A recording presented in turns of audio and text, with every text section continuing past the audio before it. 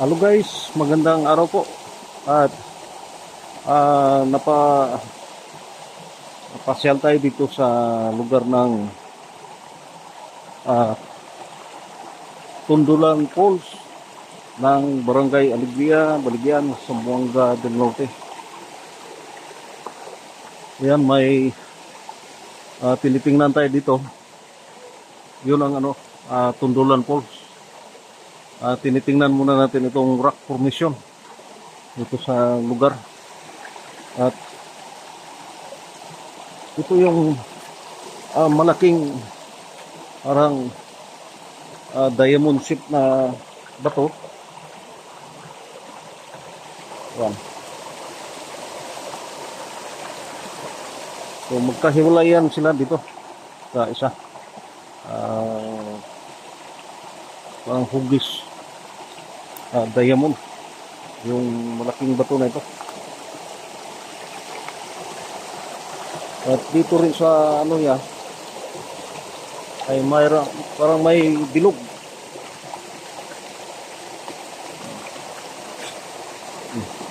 Lang. Oh, bilog.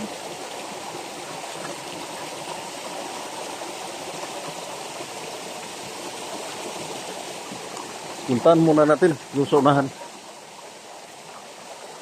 So, yan yung parang diamond shape na bato.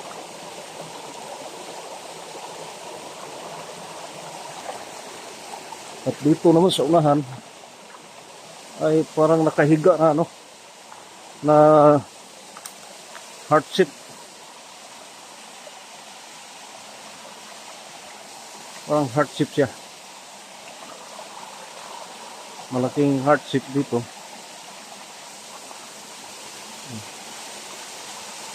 So parang hindi perfecto, pero malapad lang siya. Parang hugis, heart shape, pero nakahiga. At doon naman sa nahan ay parang square.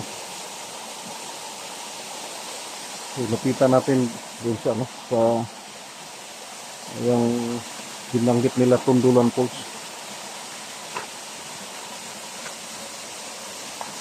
May kasama kami.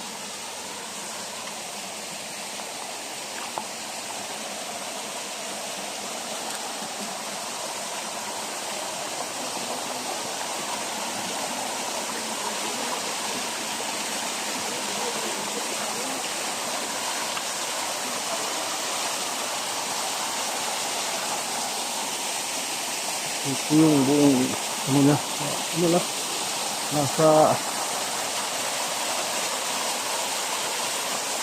16 feet ata yung height niya. Tundulan Falls ng Barangay Alegria, Baligyan, Zamboanga del Norte.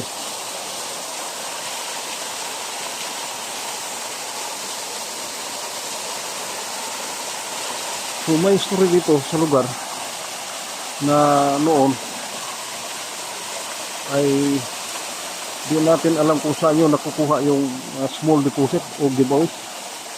May nakakuha dito. Mali 3 barita daw. Di malaman kung saan dito. Ang history kasi ay dito naka-standby yung mga Japanese Imperial Army during World War II. So yan ang rock formation. May triangulation na bato, nakahiga.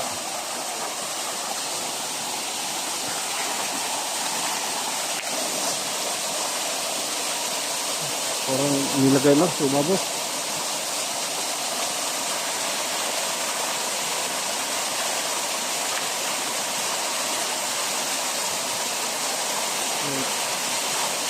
Tundulan Falls ng Barangay Alegria, Baligyan, Zamboanga del Norte. So ito yung buong palibot niya.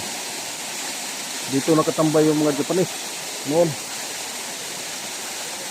Hindi lang natin malaman kung saan nakuha yung giveaway. At may nakapagsabi na sinaunang tao dito. Kakuha ng 3 barita. Hindi lang malaman kung saan nakuha.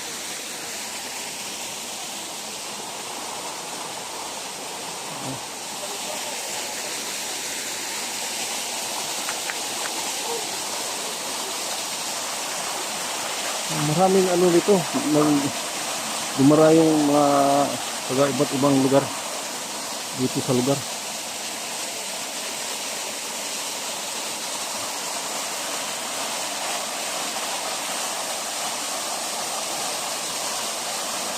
Yun lang, nakapagtaka yung bato na yan. Parang diamond shape. Parang nilagay lang sa babaw.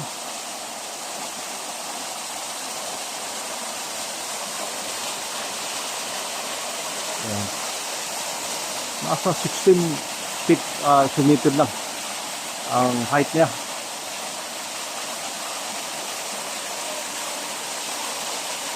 May bato din sa babaw. Masaka na dia sa asin, kaya masaka siya. Dia siya. Parang madulas ata.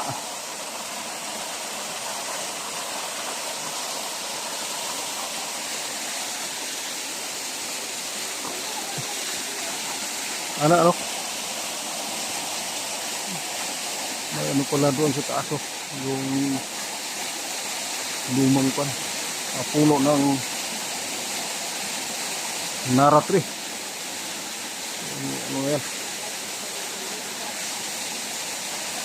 Lumang puno ng nara tree yan sa ibabaw.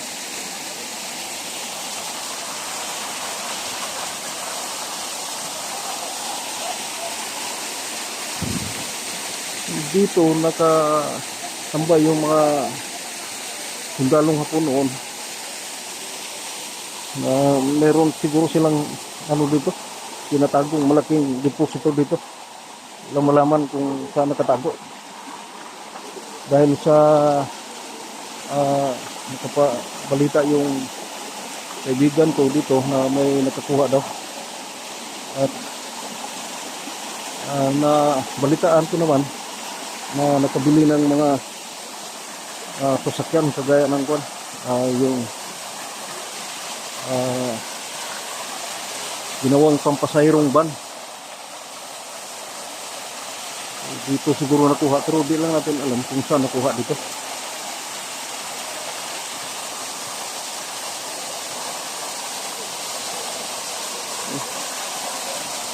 Parang may naiwan pa dito. Sana may naiwan pang small deposit dito. At may nakapagsasabi rin na nung unang panahon na malalim pa daw ito, ay may parang store box dyan sa lalim, nasa parang tinatago sa sa ilalim, na noon pa ay di rin na wala nakapagsabi kung nakuha ba nung matagal ng panahon na nakalagay dyan yung store box sa ilalim dito. At ngayon ay parang mababaw na. So, ito lang ang ano ko, parang diamond shape. Ito na yan, parang nilagay lang sa ibabaw. Baka may ano yan, may tinagong kayamanan. Ang maganda dito, ano lang natin, coordinate sa may-ari ng lupa dito.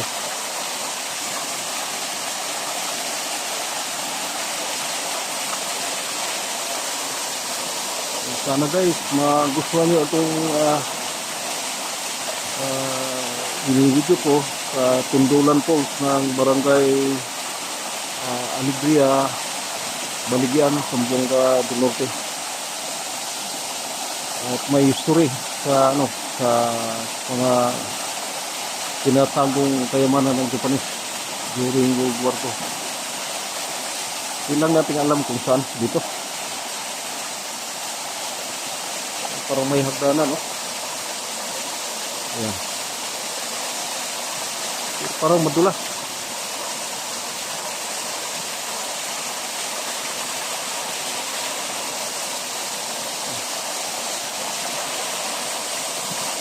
So, ito lang guys.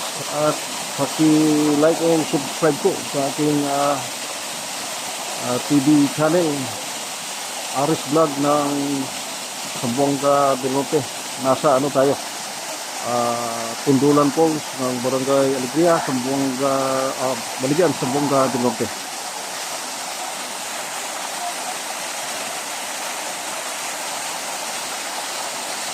Thank you po.